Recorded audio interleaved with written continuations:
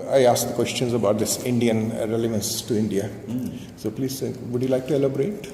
Well, I mean, we know, first of all, this Gallery of Honor, it's pretty extraordinary to have works made relatively recently in the gallery with, great masterpieces that have been looked at for hundreds of years, 200 and 300 years. Like the great canon of European art, Vermeer, Rembrandt, Frans Hals, etc. The other side of that is, as we were just saying, that Rembrandt had a connection with Indian miniature painting. And I'm not sure whether it's true that he actually owned some. This is mentioned in one of the captions upstairs. Yeah, and then, but I know that there was a connection, that he looked at them, that he was deeply interested in this idea of a very concentrated vision around, which happens especially in portraiture in Indian miniature painting. So he was very concerned with that connection. So it's a weird circle, isn't it? That now I'm coming back with in the gallery next to Rembrandt. But you started off with the Indian pigments, which was which we see before Holi everywhere. And then even the void was also Indian. So do you have this concurrent theme somewhere in the subconscious level also? Well, I'm Indian. I grew up in India. So, as I was saying, I grew up in India. I was born there. I went to school there, etc., etc. It's absolutely part of my whole psychic world. Is a certain Indian view of life, mythologically, from the point of view of color and what color does, what color is. I made hundreds of works over the years using the color red. We have the Indian red, which is different from Chinese. we have a very particular understanding of red. But red, of course, and I'm interested in it from many different perspectives. Mythologically, from an Indian perspective, but also that physically, we are red. Our insides are red, and red as a phenomenological thing, red has a kind of darkness in it. Red is dark; it's much darker than black, because its space is the space of color is psychological. It isn't just physical. So there's that sense of something of interior darkness that red evokes. So I've always been fascinated by that. And then, of course, undeniably, the earth is red. So all these things that we connect with and come out of are associated in a very real way with color, with this color. But all color acts like that. And that's a major operator for me. It's something I keep coming back to. And even in, I was in Versailles Gardens, and I saw the red, and it becomes darker because the depth of field. And I was wondering if the galleries, which they should have marketed that concept, Indian concept, then they should, the controversy could have a different dimension, or there should not have been any controversy, because then the marketing and language could have been used differently. Indian connection. Like uni concept of uni, which is important. Of course, very important. It's a ridiculous story in a way. The whole story in Versailles was completely ridiculous. I don't think the caption, they should have mentioned the uni concept. The moment, that, if you like, the feminine object.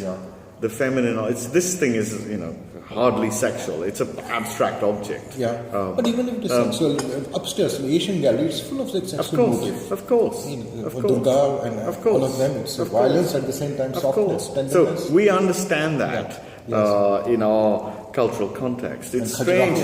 It's strange that in France, in spite of its so-called liberal view, that it's not understood. And that the moment that there's a kind of feminine object, it's okay to pour hate upon it. That's what they did. So So art has this power to attract some underbelly of society. Yeah. And that's an interesting thing that happened in Versailles, a very troubling thing. Very paradoxical also, because France is the symbol of women. France represents she. That's, theoretically. Theoretically, yes. not actually. Yes, clearly not actually. Yeah. It shows that there's great tension in French society. It showed around this work. It wasn't vandalized once; it was vandalized 4 times, and the quite last time was very aggressively. Anti-Semitic, terrible, violent. Yeah. In the beginning, they were emphasizing your mother coming from the Jewish background, but not so much about Indian background, which comes from your father being in Bombay. Yeah, of course. So, of course, that's also important, very important. Of course, it's. One of the great things about the Indian context is that it's always been very open to multivarious cultural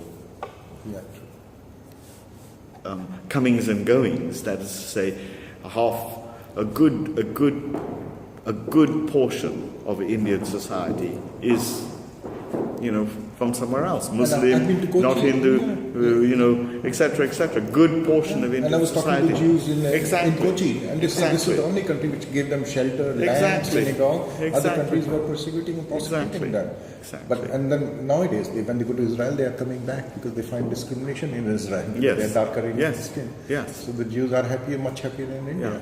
Yeah. So anyway, what would you like to say about the new work, and what's the connection with Rembrandt? Well, I've had a picture of Rembrandt's flayed image of a bull, which he made this image 350 years ago. I had a picture of it in my studio for a long time, and in art, of course, the body has always in all art always been a kind of central theme. The body as a place of suffering. The body as a place of joy, the body as a place of tenderness, and sometimes we represent it in animals, and sometimes we represent it in the human figure, etc. Now, I've never made any directly figurative art. It's just not what I am really interested in. These paintings, I say paintings, but they're more like reliefs, really. These reliefs. Between painting and sculpture, are made with silicon. Silicon is, material. It's like a physical paint. 3D paint. And they are, of course, very bodily. It's like the insides kind of. So it's like the painting's being turned inside out. But you have added paint sometimes. I've added color. They're full of all sorts of things, But it's as if the whole painting has been turned inside out. So it's like the inside body of the painting is without an image, but it's a body. It's a physical, blood and guts kind of thing. And of course, that has a connection with Rembrandt, with the historical question of the body in art, and so on. But when you were making this, you didn't have an idea it will be shown with the Rembrandt? Not at all. In the studio, it's a free space to make and think, and then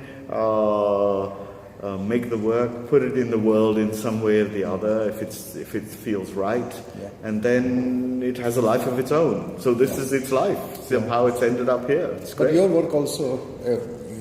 It puts people in a situation where they have introspection and extrospection. So that also, does it work here? Well, you have to tell me that. I can't answer that part of it. But my feeling is that